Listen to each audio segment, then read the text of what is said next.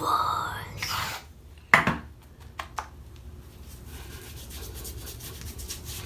Day 3 in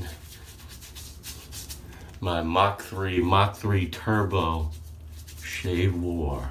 Start strong hand with the Mach3 Turbo. Still feels new. Lots of coverage, lots of control. That's a nice blade. Mach3 Turbo side done, guys. All right, let's go with the Mach3. Lighter feel overall, still feels pretty good.